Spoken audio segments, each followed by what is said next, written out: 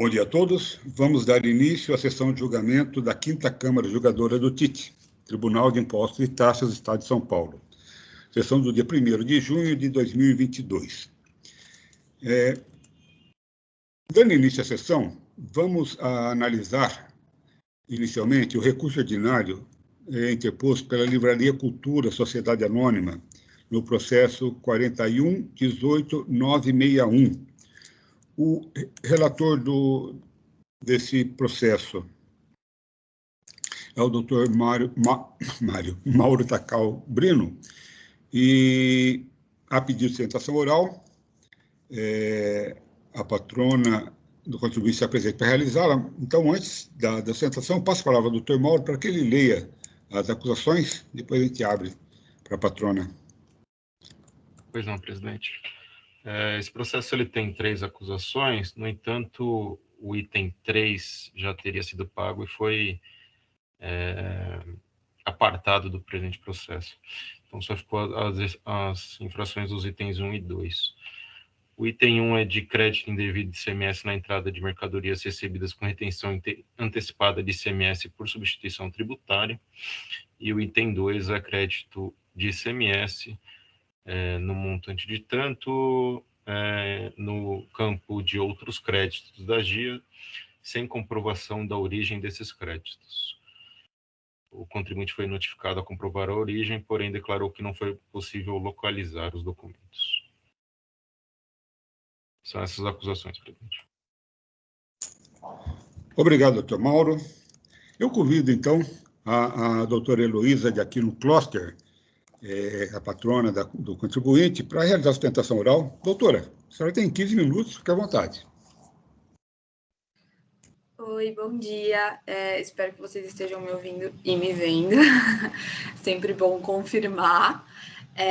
Bom, como muito bem apresentado, esse caso consiste em 3 acusações. A primeira é de creditamento indevido de ICMS na entrada de mercadorias recebidas com retenção antecipada de ICMS por substituição tributária.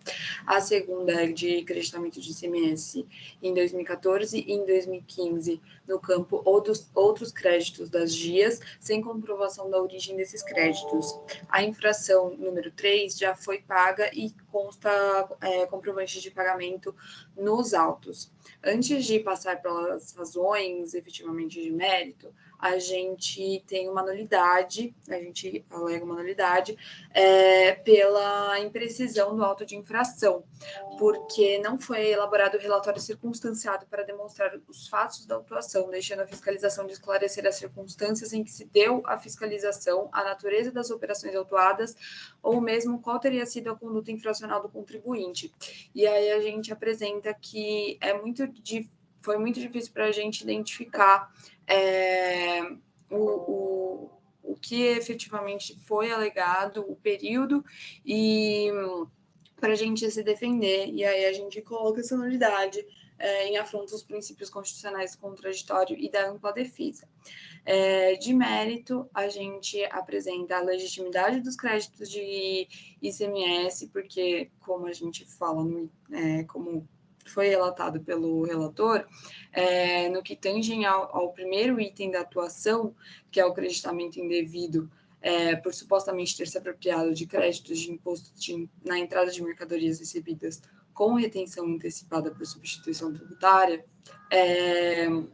a gente percebe que, nesse caso, ao dar entrada às mercadorias recebidas com retenção antecipada no ICMS e substituição tributária em operações de transferências, acreditou-se do valor do imposto já pago pela remetente, em razões de problemas sistêmicos na escrituração fiscal. E, ao dar saída nas suas mercadorias, a recorrente realizou o pagamento do ICMS devido na operação, descontando o ICMS já acreditado.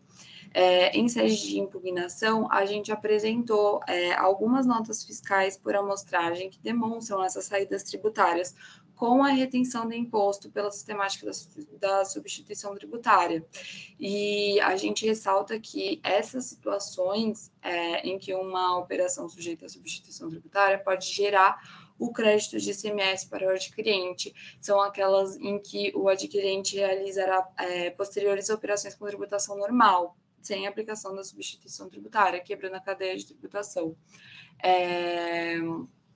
Com a análise da documentação que a gente apresentou nesses autos, os créditos fiscais glosados encontram-se respaldados em documentação fiscal que preenche os requisitos exigidos em lei e houve posterior saída tributária, de modo que, se for mantida a autuação, seriam violados os princípios da verdade material, que é perpetrada no processo tributário administrativo, e da não cumulatividade, inerente à forma de tributação pelo ICMS, instituída na Constituição Federal. A gente frisa que o princípio da não cumulatividade tem origem constitucional e somente poderá encontrar limitações no seu próprio texto, de modo que o princípio não pode sofrer restrições de qualquer ordem impostas pela legislação infraconstitucional. E aí a gente fala que é necessária a reforma da decisão recorrida com o consequente cancelamento do auto de infração, já que o acervo probatório comprova que a recorrente escriturou os créditos e tomou, bem como que houve débito de ICMS nas operações de saída subsequentes, não havendo que se falar de creditamento indevido. O outro ponto que a gente fala da legalidade dos créditos apropriados na devolução de vendas, porque em relação ao item 2, a recorrente foi autuada de suposto creditamento de, acho, se não me engano, 33.500, alguma coisa desse gênero, sem comprovação da origem desses créditos. E como foi amplamente exposto nesses autos, a recorrente adquiriu nos meses autuados mercadorias de empresas substituídas, sem o destaque do ICMS nas notas fiscais de compras, e efetuou diversas devoluções das mercadorias aos fornecedores, sendo que nessas operações, por problemas sistêmicos, houve o destaque do débito do imposto nas notas fiscais de devolução. E aí, diante desse equívoco cometido na emissão dos documentos fiscais, a recorrente proveu o estorno dos débitos em suas dias, já que tais débitos não eram devidos. E destaca-se que a devolução de mercadoria é a operação que tem por objeto anular todos os defeitos de uma operação fiscal anterior. E depois a nota relativa à devolução tem que reproduzir todos os elementos constantes na nota fiscal anterior emitida pelo fornecedor. Assim, a autuação não pode prosperar, pois resta demonstrado que os créditos lançados na GIA se originam de pagamentos indevidos, tendo em vista que não houve o crédito na entrada e houve débito na saída. E aí a gente pede o reconhecimento que, se a autuação for mantida, haverá cobrança indevida do imposto e da multa, uma vez que resta comprovado nos autos que a recorrente não cometeu a infração inscrita no auto de infração e demonstrada a regularidade da conduta do contribuinte, não havendo prejuízo ao erário estadual e devendo ser afastada a exigência debatida. Então, resumindo, a gente pede pela nulidade do auto de infração em razão da imprecisão e afronta ao contraditório e ampla defesa, e no mérito para que seja julgado improcedente o auto de infração, cancelando o lançamento do tributo e a multa, tendo em vista que o presente, aí no que tange às duas acusações, é insubsistente em razão dos corretos creditamentos realizados pela recorrente. Acho que são essas as considerações.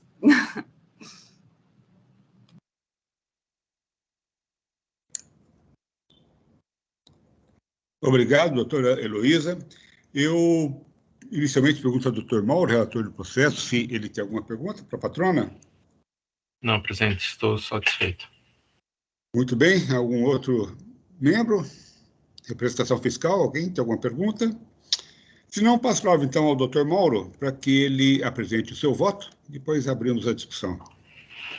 Pois não, presidente.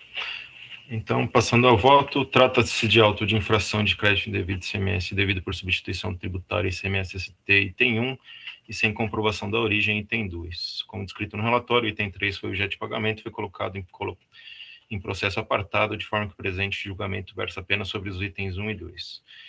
Inicialmente, é de destacar que não há nulidade no lançamento efetuado. A fiscalização bem descreveu os motivos da autuação, verificando a ocorrência do fato gerador, determinou a matéria tributável e demais requisitos do artigo 142 do CTN.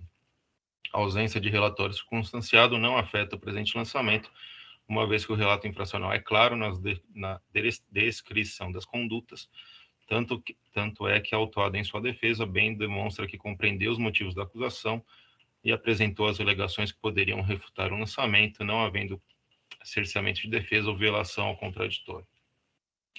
Quanto ao item 1, creditamento de ICMS-ST, a autuada alega que não houve infração ou violação ao princípio da não cumulatividade, uma vez que se creditou de tal ICMS, mas destacou ICMS na saída das mercadorias. No entanto, tal alegação não refuta a acusação. Inicialmente, cabe destacar que o valor do ICMS-ST envolve todo o ICMS que seria cobrado na cadeia inteira. Então, possivelmente é um valor maior do que ICMS de uma operação própria. No entanto, ainda que assim não fosse, não cabe ao autuado escolher se atende ao regime de substituição tributária ou não. Se há substituição tributária, o crédito é vedado, salvo as exceções previstas em lei. Se a autuada destacou ICMS na saída das mercadorias quando não deveria, cometeu nova infração e não uma correção do creditamento anteriormente realizado. Assim sendo, as alegações quanto ao item 1 não refutam as infrações cometidas, de forma que tal item deve ser mantido. Quanto ao item 2, a autuada alega que efetuou destaque indevido de ICMS em devoluções de mercadorias e, portanto, realizou o creditamento para anular os efeitos de tais devoluções. Analisando as guias apontadas para o item 2, verifica-se que a autuada apontou diversas justificativas para os créditos em questão, folhas tais. Parte delas aponta como fundamento legal os artigos 269 e 270 e parte um processo judicial. Para demonstrar suas alegações, a autuada, em sua defesa, aponta duas notas fiscais que demonstrariam que houve destaque indevido de ICMS na devolução de uma operação. No entanto, tal operação teve ICMS destacado de R$ 2,34 e a justificativa de creditamento seria destaque indevido de ICMS, não os artigos 269 e 270 do RICMES, que tratam de hipóteses em que a autuada, tendo suportado o ônus de ICMS, ST não teria promovido o fato gerador do ICMS-ST. Assim, os valores das notas fiscais apresentadas têm valor ínfimo perto das infrações do item 2 e não há como fazer uma correlação entre o que a autuada alega e o que foi apontado em seu livro fiscal. Dessa forma, as alegações da autuada não foram comprovadas, devendo o item 2 ser mantido. As alegações de que não houve prejuízo ao erário não podem ser acatadas, uma vez que tal fato não é suficiente para deixar de se autuar as infrações cometidas à legislação tributária. Nada obstante, a suposta ausência de prejuízo ao erário também não restou demonstrada nos autos. Por fim, rejeito a alegação de que as multas seriam confiscatórias e abusivas, uma vez que foram impostas conforme a legislação vigente, não cabe a este tribunal, nos termos do artigo 28 da Lei 13.457, afastar sua aplicação. Destarte, diante do exposto, conheço do recurso ordinário, porém nego-lhe provimento, mantendo-o em inaugural. É como voto, presidente. Só registrar o voto aqui. Obrigado, doutor Mauro. O processo está em discussão?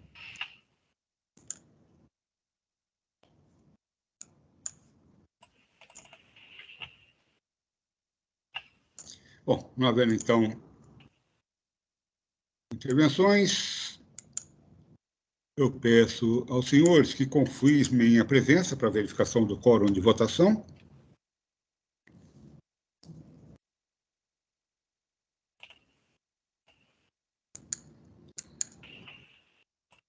Em votação.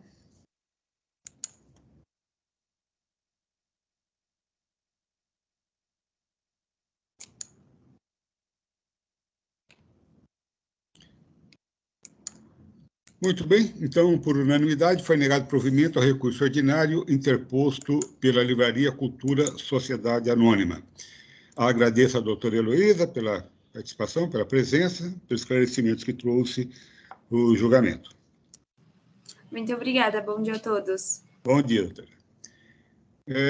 Prosseguindo, vamos analisar o processo 40.69388. Trata-se de recurso misto, portanto, recurso de ofício e recurso ordinário, em que o autuado é a Companhia Piratininga de Força e Luz. O relator desse processo é o Dr. Galderize Fernandes Teles, a pedido de sustentação oral. O patrono do autuado está presente para realizá-lo, doutor Eduardo. Mas antes eu passo a palavra ao Dr. Galderize para que ele leia as acusações e depois a gente abre, então, para o patrono. Dr. Galderize, à vontade. Bom dia, presidente, aos demais presentes. ao patrono que irá realizar a sustentação oral. Nós temos um núcleo dividido aqui em praticamente 4 elementos. O núcleo é creditamento indevido.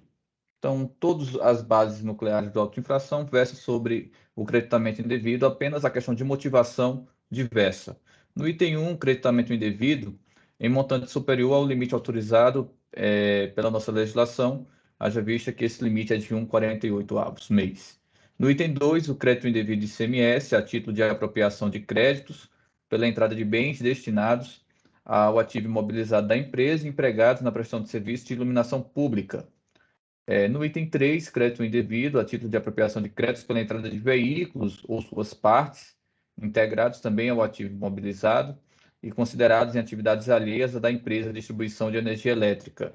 No item 4, creditamento indevido de ICMS, a título de apropriação de crédito pela entrada de bens empregados em áreas não operacionais, comerciais, integrados no ativo imobilizado. Nesses 4 itens infracionais, no julgamento de primeira instância, o item 2 foi cancelado integralmente, havendo então recurso de ofício e recurso ordinário, versando respectivamente sobre item 1, 3 e 4, ordinário, e o de ofício, item 2. Esses são os termos, presidente, do relatório. Fico aqui à disposição para ouvir a sustentação oral. Obrigado, doutor Galderize. Eu convido, então, o doutor Eduardo Borges Pinho, patrono do autuado, para realizar a sustentação. Doutor, você tem 15 minutos. Fique à vontade. Bom, obrigado. Primeiramente, cumprimentar a todos desta quinta Câmara, o que faço em nome do presidente, doutor Samuel. Como bem relatado pelo doutor Galderize, a situação são de 4 itens analisados pela autoridade fiscal, sendo um deles afastado no julgamento de primeira instância, o que deu ensejo, como bem relatado, a um recurso ordinário por parte da CPFL e a um recurso de ofício por parte da representação fiscal no que se refere ao item 2. Eu gostaria só de fazer uma breve introdução aqui, que é um tema que Vossas Excelências certamente sabem, que é muito rotineiro aqui no Tribunal de Impostos e Taxas, que tenho para mim que a cada 3 ou 2 semanas estamos aqui sustentando, não só na quinta Câmara, mas em todas as câmaras que compõem o Tribunal de Impostos e Taxas, pela representatividade. Tanto é que o assunto, quando definido de forma desfavorável e enveredado para o Judiciário para discussão, já temos precedentes bastante favoráveis à empresa e, mais uma vez, isso justifica todos os pedidos de sustentação oral para demonstrar a sensibilidade do assunto. Então, avançando especificamente sobre cada um desses itens que motivam, na nossa visão, o cancelamento em toto do auto de infração, eu peço aqui venha para fazer alguns esclarecimentos pontuais, até em respeito ao tempo de Vossas Excelências. No que se refere ao item 1, como bem relatado, se refere à suposta utilização incorreta do índice de SIAP de 1,48. Nesse ponto, a empresa já relatou a questão da decadência, né, que está amplamente demonstrada no processo, mas que foi afastada pela Câmara Superior e que deu ensejo ao retorno dos autos à instância julgadora.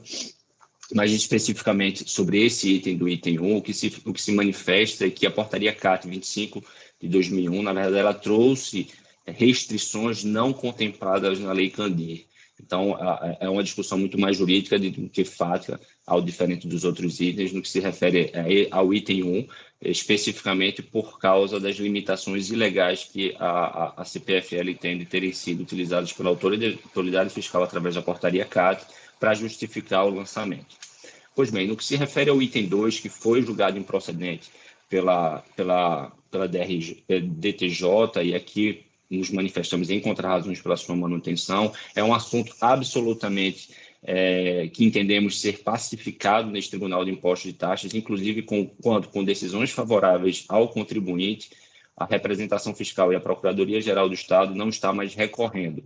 E gostaria de mencionar esse ponto que é importante, porque a renúncia de recurso sobre esse item, não só na esfera administrativa, mas para os autos de infração mais antigos que já estão em fase judicial, as decisões judiciais que afastam a limitação imposta e a glosa sobre os créditos de iluminação pública, não há recurso por parte da Procuradoria do Estado. E, inclusive, a gente temos aqui uma relação bastante extensa dos precedentes desse Tribunal de Impostos de Taxas favoráveis à iluminação pública.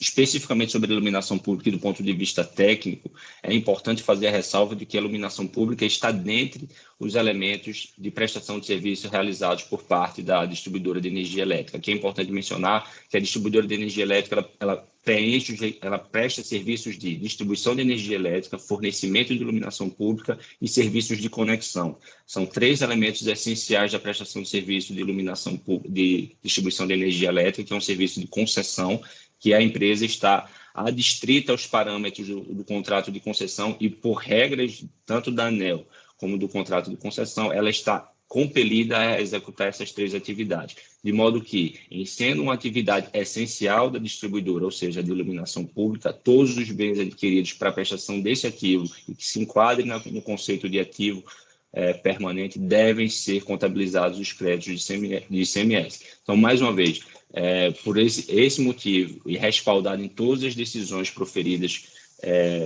por este tribunal, reforça-se aqui a necessidade de manutenção da decisão da DTJ no que se refere ao direito ao crédito. No que se refere ao item 3, e talvez o mais sensível por causa das constantes autuações da administração fazendária, que o item 3 consiste na glosa de crédito relacionados a veículos e partes e peças empregados na instalação e manutenção. Vale mais uma vez reforçar, Vossas Excelências, que o serviço de distribuição de energia elétrica é um contrato de concessão de serviço público federal. E dentre esses elementos de prestação de serviço constam distribuição de energia elétrica, fornecimento de iluminação pública e serviços de conexão. Vale fazer que a empresa não é uma atividade, não se pode equiparar a distribuição de energia elétrica a mera uma atividade comercial de revenda ou distribuição, fazendo uma equiparação com a comercialização. Há aqui uma atividade dúplice da distribuição de energia elétrica, até pela sua característica sui generis de não ser corpóreo, bem corpóreo.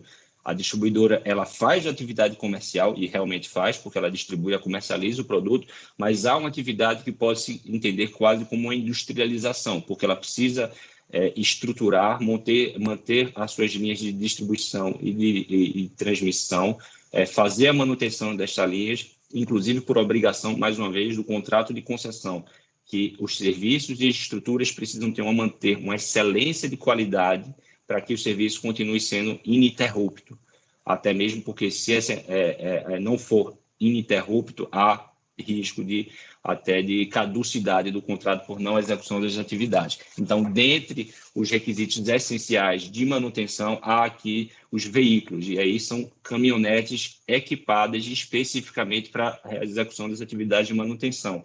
Então, em regra, em todas as nossas defesas, em todos os processos, existem vários laudos e várias fotografias desses veículos. Então, não são veículos de passeio, são caminhonetes especificamente adaptadas, como geralmente mencionamos, de elevadores, para que os funcionários possam subir e atingir as linhas de transmissão e distribuição para manutenção. Então, são custos essenciais e inerentes às atividades da companhia. Inclusive, gostaria aqui de reforçar até pela recente precedente, que são 2 casos recentíssimos julgados pelo Tribunal de Justiça de São Paulo, uma ação anulatória 10.45.695, dígito 68, de 2018, e a outra ação anulatória 10.32.763, dígito 59, de 2018, ambas julgadas pelo Tribunal de Justiça, que, após uma perícia de engenharia e uma perícia contábil realizada sobre cada uma dessas empresas do grupo CPFL, especificamente para avaliar os veículos e as peças de manutenção, foi constatado que esses bens são essenciais e indispensáveis ao processo de distribuição e de manutenção de energia elétrica. Então, exatamente por causa desses pareceres de um perito judicial, vale reforçar, o Tribunal de Justiça acolheu a ação anulatória, os pedidos anulatórios da CPFL e declarou e cancelou os créditos lançados pela Receita Estadual, reconhecendo como devidos os créditos adquiridos no âmbito do CIAP. Então, mais uma vez, Excelências, o que eu acho importante reforçar, e venho reforçando em todas as sustentações orais, é que esse caso ele não pode ser analisado sob um prisma do que entendemos ser o serviço de distribuição. É uma atividade estritamente regulada, uma atividade estritamente complexa, que demanda uma análise específica de engenheiros e de peritos contábeis de engenharia, para que se possa testar a essencialidade desses produtos. Tanto é que em todas as nossas defesas já alegamos uma possível nulidade das autoridades fiscais por não terem adentrado especificamente na atividade e avaliado individualmente os itens no processo de comercialização e distribuição de energia elétrica. E isso, na nossa visão, é flagrantemente nulo, porque deixa de aplicar um conceito legal, técnico, especializado na área e simplesmente utilizar uma premissa conceitual descasada dos aspectos fáticos do processo. Então, esses dois precedentes do Tribunal de Justiça, na nossa visão, reforçam não só a visão judiciária, mas diversos precedentes administrativos que atestam que os veículos e partes de peças são absolutamente essenciais e indispensáveis ao processo de distribuição e comercialização de energia elétrica, sendo, portanto, permitida o direito à apropriação do crédito de 48º sobre esses itens. E, por fim, excelências, talvez seja até redundante que o item 4 se refere a itens de manutenção, no caso, resistências, termômetros, dinômetros, ferramentas e ferragens diversas. Mais uma vez, esses itens estão muito casados com o item 3. Isso não é simplesmente relacionar e interpretar o que seria um termômetro, uma resistência, e aplicar se eles são essenciais ou não ao processo da atividade exercida pela CPFL. Tem que ser avaliado do ponto de vista técnico, especializado, se tais itens são essenciais ou não, através de laudos, através de uma engenharia civil e engenharia elétrica e eletrônica, para que se possa verificar a sua utilidade no processo e essencialidade. Então, mais uma vez, é necessário uma análise técnica e os precedentes do judiciário, os precedentes que essa Câmara possui sobre o direito à apropriação de crédito sobre esses itens, devem ser levados em consideração para que haja a manutenção do direito ao crédito e o afastamento da glosa sobre esses itens. Enfim, eu talvez tenha me estendido um pouco mais, mas é um assunto muito caro, não só ao nosso cliente, o Grupo CPFL, mas para nós, representantes da empresa, por entendermos que está se gerando um contencioso absolutamente desnecessário, porque desprovido de uma análise técnica de conhecimento especializado. E, mais uma vez, isso vai provocando no judiciário, e a nossa experiência é que todas essas ações estão sendo julgadas favoravelmente ao contribuinte, criando um custo desnecessário à Procuradoria, ao Estado, com pagamento de honorários. Logicamente que nós, advogados, trabalhamos por os honorários, mas não faz sentido, do ponto de vista global, a existência de um contencioso tão desnecessário, à luz, inclusive, da própria iluminação pública, que a própria Procuradoria não está mais recorrendo. Então, são com base nesses fundamentos que eu agradeço a atenção de todas Vossas Excelências, e fico aqui à disposição para discutir e aclarar eventuais dúvidas técnicas sobre esses itens.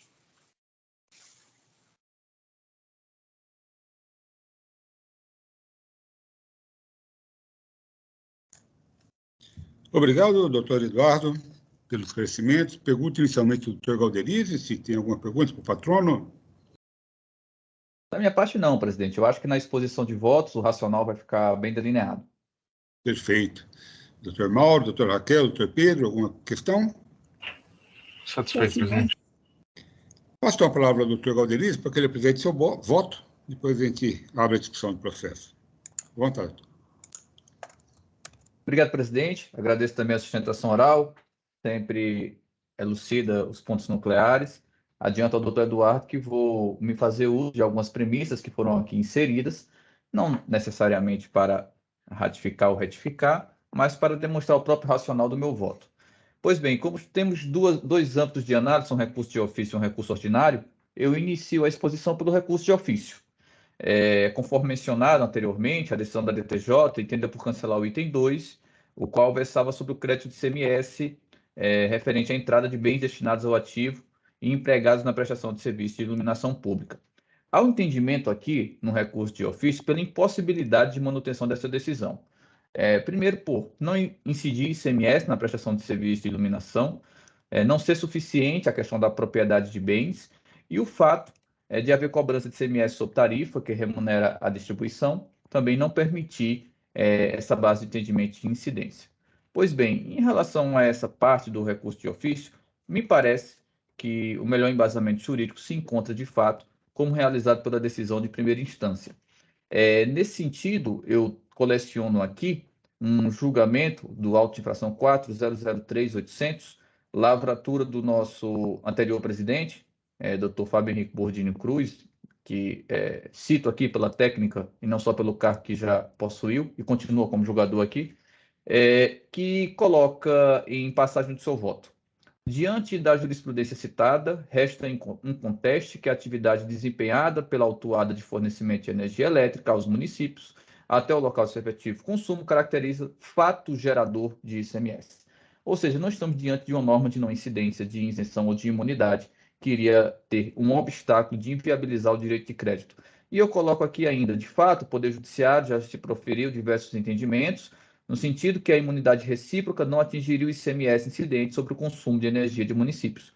Conforme julgamentos realizados, coloco aqui julgamentos de STJ para uma ratificação do que entendo pertinente nesse presente caso. Estou fazendo aqui só um resumo do voto, doutor Eduardo, mas se houver algum tipo de não entendimento, assim como para os meus colegas, fico à disposição. Nesse sentido, presidente, o meu entendimento em relação ao recurso de ofício é pelo conhecimento e a negativa de provimento, mantendo cancelado o item 2. Em relação ao recurso ordinário, os colegas devem ter tido a oportunidade de verificar a defesa do recurso ordinário do contribuinte. É um recurso extenso, com vários pontos de nulidade, de pontos de mérito. Eu vou tentar fazer aqui uma divisão analítica, conforme foi colocado no próprio recurso ordinário do contribuinte, tá bem? Ele inicia pontuando questões de nulidade. E eu encontro aqui 3 núcleos sobre o que seriam essas nulidades. Primeiro, isso foi inclusive reiterado aqui em sustentação oral, não enfrentou a devida fundamentação em relação aos argumentos articulados em sede de defesa administrativa, não justificou o motivo de afastar a decisão proferida pelo STJ, que seja repetitivo, falando aqui de decadência, motivo pelo qual o recurso volta aqui à nossa análise, e não justificou o motivo de as decisões do TIT não serem consideradas na análise do direito de crédito quanto ao ICMS veículos. Pois bem, toda nulidade, ela requer um reconhecimento de prejuízo. Ela requer essa caracterização e não uma argumentação de meio genérico. Verificando aqui a decisão de primeira instância, consta de 24 laudas. A quantidade de lauda não quer dizer a qualidade do voto, mas só para dizer que houve, ao meu sentir, uma preocupação de enfrentar os diversos pontos colocados em sede de defesa administrativa. Nesse sentido, eu coloco aqui em registro do voto. A decisão resta fundamentada à medida que nos itens 13 a 14 da decisão recorrida há apontamento de inexistir nulidade, apontamento do preenchimento do artigo 142 do CTN, bem como o artigo 99 do Decreto 54.486 de 2009. Pode-se até considerar que é uma argumentação genérica, mas de forma alguma inexistência de argumentação.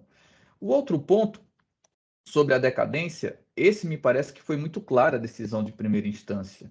Ela dedicou os itens 15 a 21 para falar sobre a aplicação da decadência, não se furtando a enfrentar a temática, colocando tanto decisões administrativas quanto decisões judiciais. Me parece estar aqui e alinho que não há nenhum tipo de nulidade nesse ponto. Depois eu passo a enfrentar o mérito, tá, da decadência, só um ponto de nulidade. Por fim, no que se refere ao argumento de nulidade, por não mencionar o motivo de decisões do TIT não serem consideradas na análise do direito de crédito quanto aos veículos. Primeiro ponto, eu coloco aqui que decisões do âmbito administrativo, quanto ao âmbito judicial, que não tem um caráter vinculativo, elas servem sim de moduladores de um racional, mas elas não devem privar o livre convencimento do julgador. Então, o fato de existir alguma decisão que caracteriza ali o argumento do direito não quer dizer que ela necessariamente deve ser aplicada.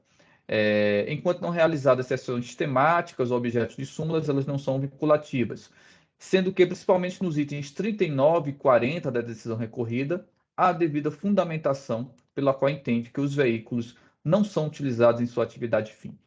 Bem, esses eram os 3 pontos sobre nulidade. Eu entendo aqui a não possibilidade de acatamento sobre eles. Vou passar a enfrentar as matérias de mérito, como delineadas aqui no recurso. A primeira é a decadência, e há aqui um apontamento da aplicação do 150, parágrafo 4º. Bem, acredito que não precisamos ir longe, em que pese toda a jurisprudência que foi trazida aqui pelo patrono, nós temos aqui um entendimento sumulado, súmula 9, 2017, Tribunal de Impostos e Taxas, que enuncia: nas atuações originadas da escrituração de créditos indevidos de ICMS, aplica-se a regra decadencial disposta no artigo 173, inciso 1 do CTN. Me parece aqui, presidente, em que pese o entendimento pessoal de cada um, que nós não teríamos a possibilidade de desvirtuar a aplicação de uma norma inserida em súmula no âmbito do contencioso administrativo. Fazendo aqui a contagem, as operações atuadas dizem respeito ao ano calendário de 2010, termo a qual seria 1/1 de 2011, termo adquém 31/2 de 2015. Uma vez que a ciência do AIN se deu em 15/2 de 2015, folha 104, não há que se falar aqui em decadência. Então, sobre a decadência, nesse sentido, acredito que não há como ter o acolhimento. A defesa depois da decadência traz um outro argumento de nulidade e a nulidade do AIN por falta de amparo probatório. Bem, nesse sentido, eu verifico que consta no relato infracional o motivo da autuação fiscal, amparado pelos dispositivos infringidos e a correta capitulação da multa. Por sua vez, o motivo de entender pela existência de aproveitamento de crédito indevido de ICMS, ele está devidamente constante no relatório circunstanciado. Dr. Mauro falou há pouco, o relatório circunstanciado, ele não é um elemento obrigatório do auto de infração, mas quando vem, é parte integrante. E sendo parte integrante, faz parte, inclusive, da motivação nuclear do auto. Então, nesse sentido, tendo um relatório circunstanciado, deixando clara a motivação, me parece que conteúdo probatório está, sim, suficiente. No que tange às provas, essas constam de demonstrativos de número 1 a 4, folhas 97 a 102, sendo que a utilização de tais elementos está amparada pelo artigo 22, artigo 3, 4, 5, 7 da nossa legislação. Ademais, o próprio parágrafo 1º do artigo 34, mesmo diploma legal, considera o demonstrativo como um elemento de prova. Enfim, não me parece possível o acolhimento da inexistência de provas suficientes para a caracterização do ato infracional como requerido no recurso ordinário. Passando ao enfrentamento agora dos itens específicos. Item 1. Alega atuada ser necessário o cancelamento do item 1, tendo em vista a impossibilidade de norma infralegal limitar o direito ao crédito. E mesmo considerada, a autuada teria cumprido exatamente os seus cálculos, não havendo qualquer equívoco. Bem, me parece aqui que dois elementos conseguem resolver essa situação. Primeiro, não consigo entender que nós estamos diante de uma norma infralegal que não esteja compactuada com o direito de creditamento. Eu digo isso porque a limitação proporcional e mensal do crédito ela está em previsão constitucional, artigo 155, parágrafo 2º, inciso 12, a linha C da Constituição, e determina que cabe à lei complementar definir o regime de compensação, estando previsto assim no artigo 20, parágrafo 5º, inciso 3 da lei complementar. Desse modo, a portaria CAT 25 de 2001, ela não é restritiva, ela delimita. Restringir e delimitar são semânticas diferentes e a delimitação vem de acordo com a semântica da norma. Então, essa infringência eu não consigo identificar. Sobre o cálculo. Quanto ao correto cálculo do crédito apropriado, alegado pela autuada em sua peça recursal, observe que essa não trouxe elemento argumentativo ou probatório suficiente que viesse a infirmar o demonstrativo 1, folhas 97, e o anexo 2, o próprio SIAP, de folhas 92 a 96. Nesse sentido, dessa forma, eu entendo pela manutenção do item 1.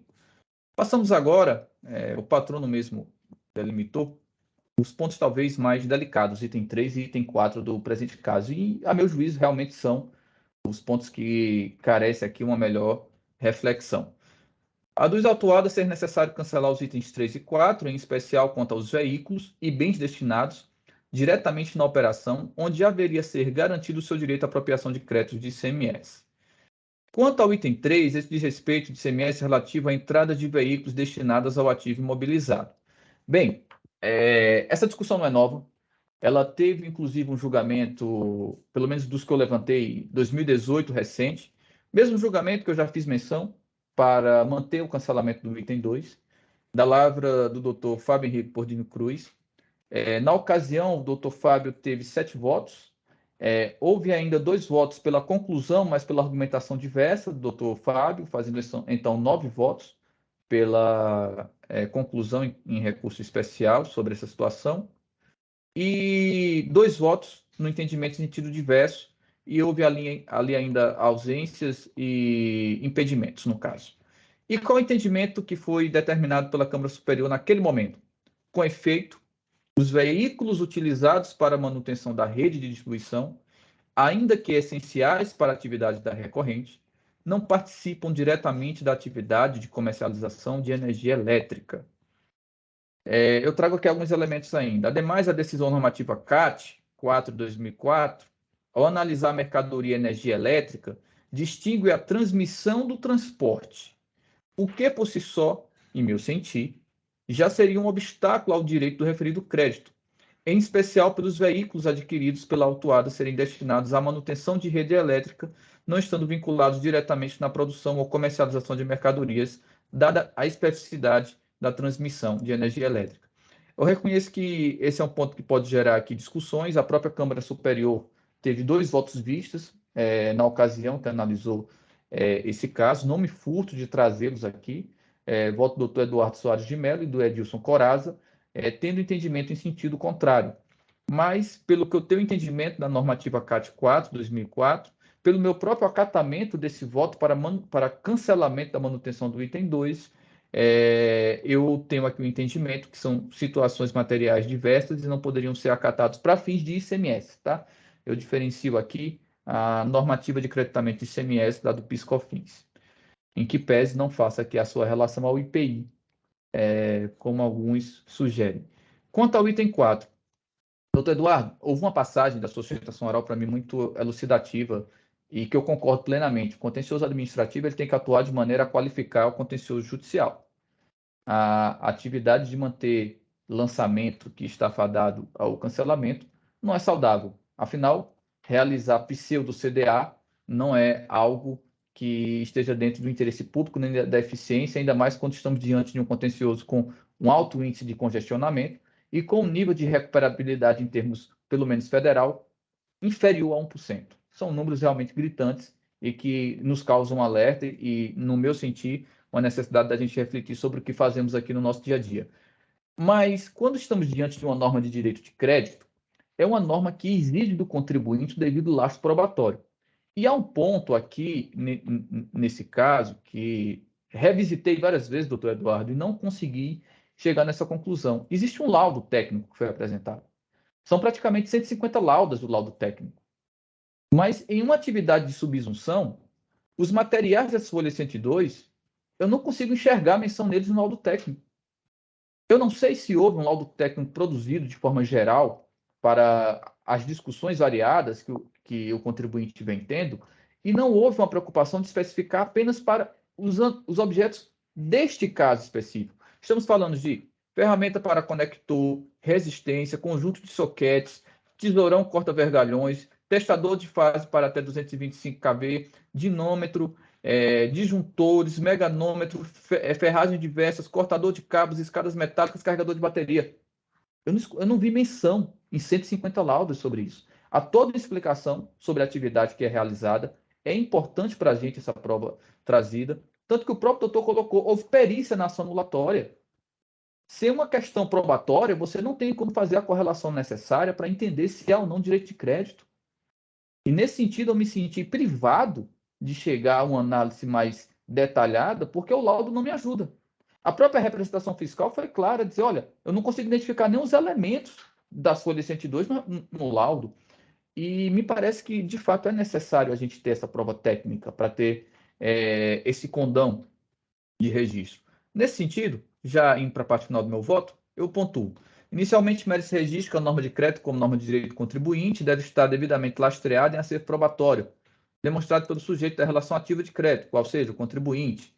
No presente caso, não há produção de prova técnica probatória que permita a devida correlação e demonstração dos bens acima indicados como atividade empresarial desenvolvida, de forma que apenas essa razão já suportaria a conclusão de impossibilidade de acatamento do direito. Além do mais, verificando o rol de bens elencados, ainda que de forma exemplificativa para a ratificação do racional, entendo que esses não integram um processo de transmissão de energia, caracterizando como bens de uso e consumo e, portanto, sendo vedado o direito de crédito. No tocante às ferragens diversas, não há explicação de como seria utilizada.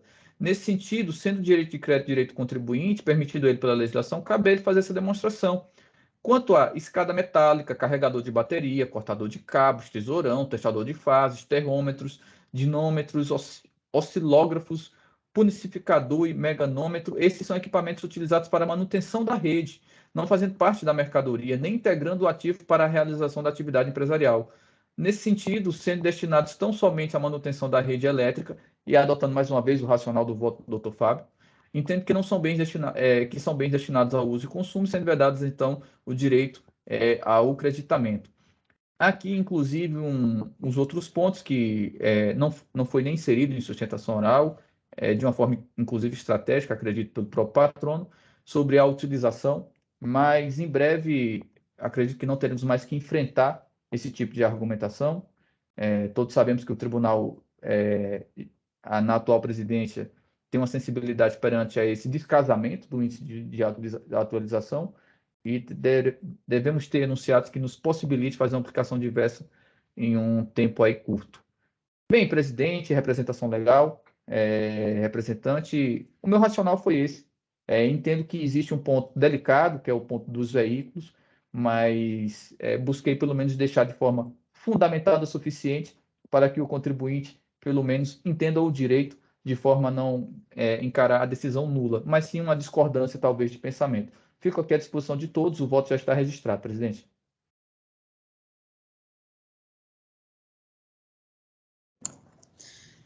Obrigado, senhor Galderize.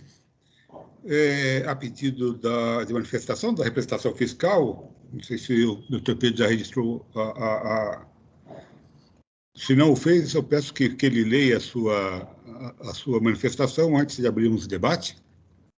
Ok, senhor presidente, eu vou registrar aqui para que a gente possa ler junto, com relação ao recurso de ofício, né, que o ilustre relator está mantendo, né, a decisão de primeira instância, e nós estamos pedindo pela reforma, estamos pedindo pelo provimento do recurso de ofício. Então, eu estou colocando aqui nossas razões, um momentinho só. Acho que a formatação não fica muito boa, não, mas enfim, vamos lá. Já está aparecendo aos senhores, eu imagino. Então, vamos lá. Com todo respeito ao voto do ilustre juiz relator, nosso parecer de recurso de ofício, as folhas 716 e seguintes, bem elucidam o caso, o qual recomendamos a leitura na íntegra, de onde extraímos o resumo a seguir.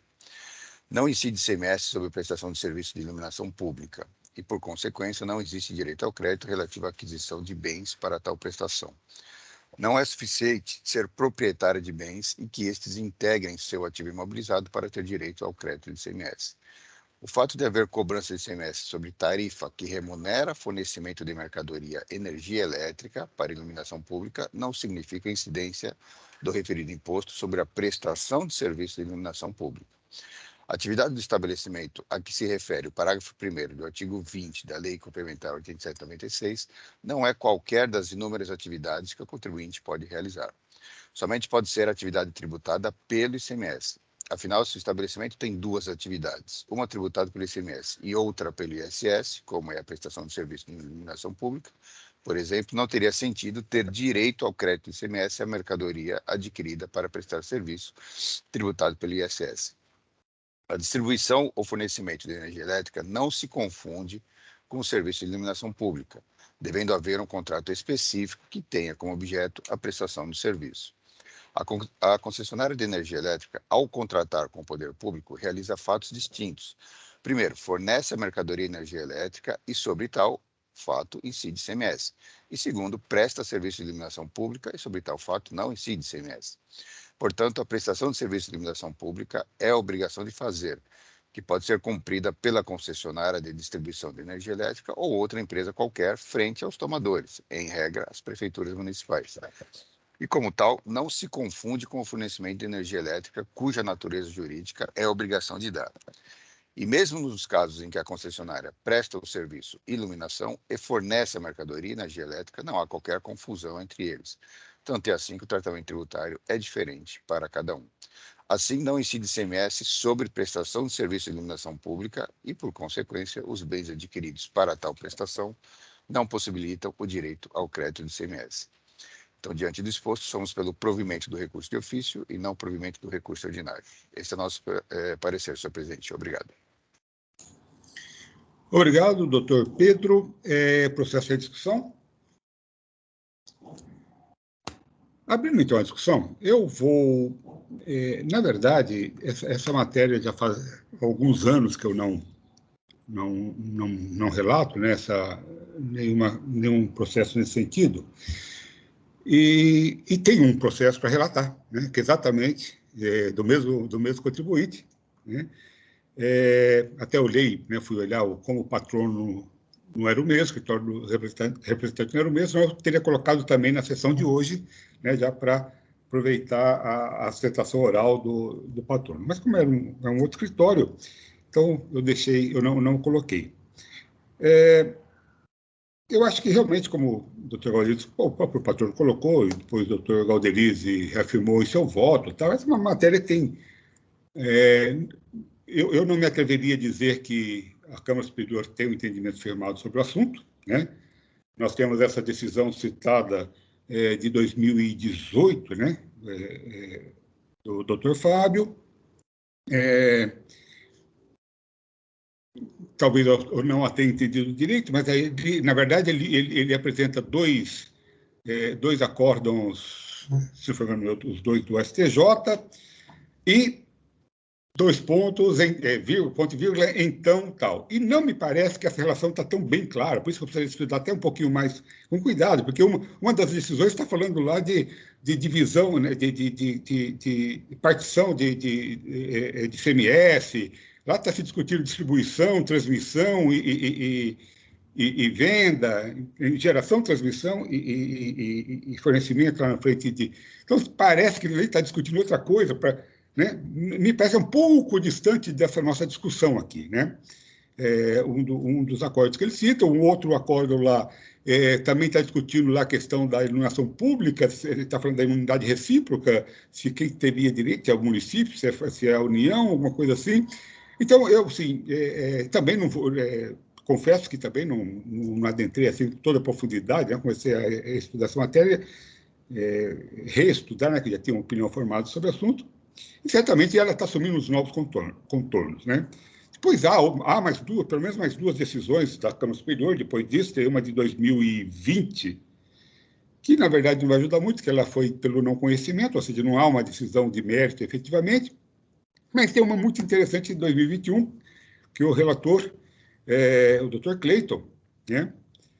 E ali, embora no final, não lembro exatamente qual a questão, se ele nega provimento ou não conhece, mas o fato é que ele abre uma discussão ali que só deu o seguinte: essa matéria ainda está sendo discutida, não há, né, a decisão que ele parte ali da questão da normatização dada pela própria Enel, né, que discute ali a propriedade daqueles bens, né, da iluminação pública, né? Então, a própria Enel teria dito, olha, pertence à municipalidade, portanto, pertence à municipalidade, não há sentido nenhum direito de crédito à prestadora de serviços de iluminação pública, né? E, por outro lado, para mim, essa última decisão ela vai muito no sentido de que, olha, o ponto de fornecimento, né, da mercadoria de energia elétrica é o bulbo, né, o soquete, né, na verdade, fala bulbo, mas a ideia seria o soquete onde a lâmpada, né, o bulbo é inserido, né, mas vai nessa linha, né?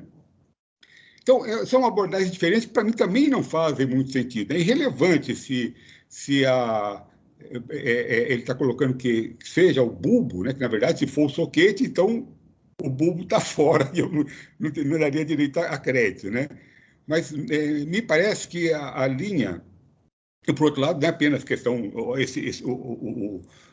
a tese genérica de que, olha, como a iluminação pública é um serviço não tributado pelo ICMS, né? Então, na verdade, é o seguinte: embora esse seja o fundamento, eu entendo ele o mais apropriado, ou pelo menos entendia, né, até a minha última manifestação sobre o assunto, ela também comporta uma análise um pouco mais, como o patrão colocou, uma análise mais técnica, né? Então, o fato também de a energia ir até o bulbo é irrelevante, porque se o que ele está prestando é um serviço, Não importa se a energia se é lá no rotor, lá na turbina, né? Não importa onde eu coloco esse DCMS, seja lá na turbina, na usina, ou seja lá no bulbo, né? Se é um serviço, se é uma prestação de serviço não tributada pelo ICMS, é relevante de onde seja, né? O fornecimento, né? Não teria sentido. E essa análise vai muito nessa questão, que vai lá porque o ponto de fornecimento de energia é o soquete, lá, o bulbo, lá fala do bulbo, tá? Que não me parece que é um ponto, que é uma questão relevante, tecnicamente relevante, né? Porque se eu entendo que são 2 serviços, né? E o patrão colocou aqui as 3 atividades essenciais, né? Obrigatórias aí das distribuidoras de energia, né? Por própria regulação da ANEEL. Se eu diferencio essas atividades, é óbvio que dentro da prestação de serviço, como o doutor Pedro colocou na manifestação de representação, é óbvio que na prestação de serviço de iluminação pública, eu tenho fornecimento de uma mercadoria, assim como, só que lá não tem uma previsão do ISS, né? Não está na lista de serviços, mas também quando eu contrato um marceneiro para construir um armário para mim, eu também tenho uma prestação de serviço com fornecimento de mercadorias. Claro, no ISS isso já está regulado quando a mercadoria integra a base do ISS, quando a mercadoria é cobrada à parte, quando a mercadoria... Então, isso já está resolvido. Então, só o fato de ser uma atividade essencial não quer dizer que todas as atividades essenciais da distribuidora de energia estejam sujeitas ao ICMS. Né? E aquelas, por mais essenciais que sejam, que não estão sujeitas ao ICMS, não dá direito ao crédito, independentemente da essencialidade por uma questão simples, né? Porque a própria Constituição já fala, olha, se eu não tenho saída, não tem crédito na entrada, né? Ou seja, se eu não tenho tributação na saída, eu não tenho nada com o que compensar. Né? A questão é, ainda que eu admitisse o crédito, eu não tenho com o que compensar, porque a saída é não tributada. Então, glosa esse crédito na entrada. Independentemente da essencialidade da atividade fim, né? A atividade fim é a prestação de serviço, né? A atividade fim não dá direito a crédito ICMS. Então, são várias questões aí que me ressurgiram, né, com esse voto do doutor Galderize. E como eu também tenho um processo da própria Piratininga para relatar, eu vou pedir licença ao Galderize para tirar em vista esse processo. Na verdade, eu não estou com a questão já firmada, né? Como eu disse, está na hora de eu reinterpretar, reanalisar os meus votos, já faz muitos anos, né, desde a minha última manifestação, até a própria legislação, né, houve algumas alterações nesse sentido.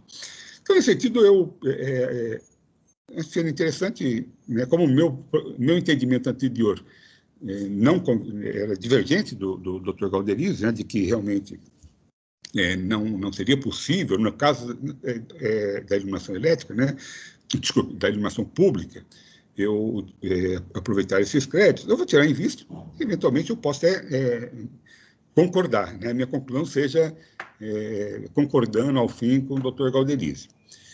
Mas eu acho que seria prudente, eu gostaria então de reanalisar essa matéria. Pois não, doutor? Só uma questão fática, doutor Samuel. Provavelmente o processo está sob a vossa relatoria, também está conosco do escritório. Todos os processos que tratam do assunto foram migrados para o nosso escritório, eram patrocinados por uma banca amiga nossa, mas foi direcionado ao nosso patrocínio. Então, provavelmente, quando da pauta, serei eu que estarei também sustentando esse e o caso do doutor Galderize. E só um ponto adicional também, sobre a questão de uma jurisprudência vacilante da Câmara Superior, é que na semana passada eu tive a oportunidade de sustentar a Câmara Superior exatamente sobre esses mesmos itens, o que o que o doutor Samuel relatou é exatamente o reflexo do que sentimos na semana passada. Uma total incongruência dos entendimentos, não há um posicionamento pacífico sobre o assunto veículos. Houve uma antecipação, até já antecipando, fizemos sustentação oral de 2 processos, em ambos os casos foi pedido de vista quase que coletivo, foram 4 pedidos de vista para analisar o assunto, exatamente pelo voto do doutor Fábio, com todo respeito ao voto até então proferido, não está tão assertivo às questões fáticas dos processos e a situação fática da distribuição de energia elétrica. Houve uma antecipação de que, sobre iluminação pública, a Câmara Superior tem um entendimento pacificado favorável aos contribuintes, logicamente, houve antecipações de votos, mas, mais uma vez, não é nada formalizado, houve uma antecipação, mas todos os conselheiros, de forma unânime, precisaram e pediram vênia após a nossa sustentação oral para se debruçar melhor sobre o veículo, exatamente até em razão dos precedentes até então obtidos pela empresa no judiciário, com pareceres, mais uma vez, laudos não da empresa, mas laudos judiciais, por peritos indicados pelo juízo, que ao analisar todas essas operações, opinaram favoravelmente ao direito ao crédito, e a empresa já conta com 2 acordos favoráveis no Tribunal de Justiça. Então, por todos esses fatores, por se tratar de uma jurisprudência vacilante, vale falar que, especificamente sobre veículos, existem 2 precedentes de 2021, um da 6ª Câmara Julgadora, o auto de infração 4.128.396, e o outro da 1ª Câmara Julgadora 4.073.486, que são favoráveis ao direito ao crédito de veículos, exatamente em razão da crescente número de decisões favoráveis aos veículos, não só a iluminação pública, que a Câmara Superior, após a nossa sustentação oral, de forma praticamente coletiva, pediu vistas para se debruçar novamente sobre o assunto. Então, é uma questão fática, eu não quero interrompê-los, mas é uma questão fática que eu acho que era relevante compartilhar com Vossas Excelências, até talvez pela importância do assunto.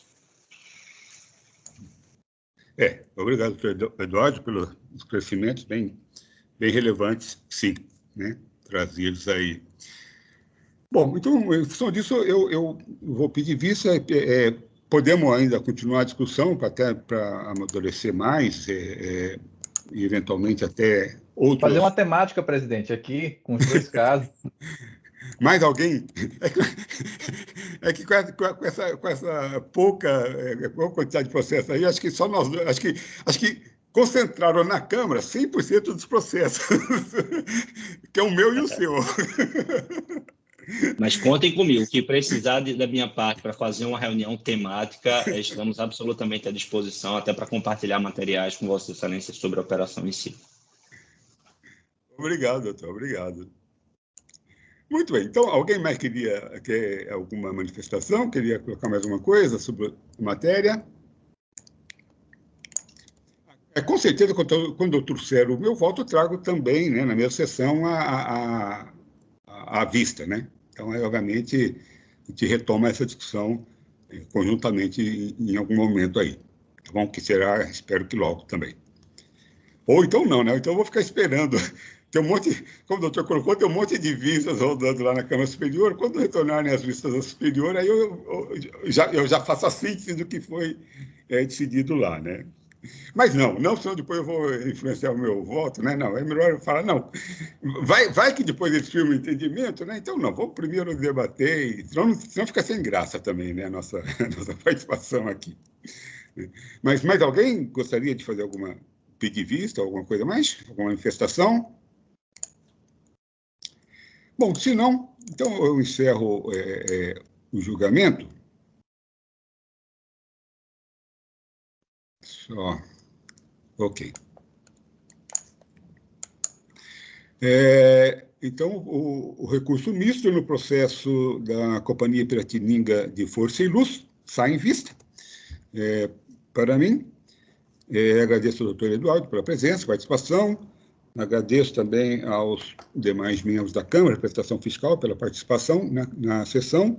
E dou, então, por encerrada a sessão de julgamento da 5ª Câmara Julgadora do TIT, sessão do dia 1º de junho de 2022. Peço, então, ao Oswaldo que interrompa a gravação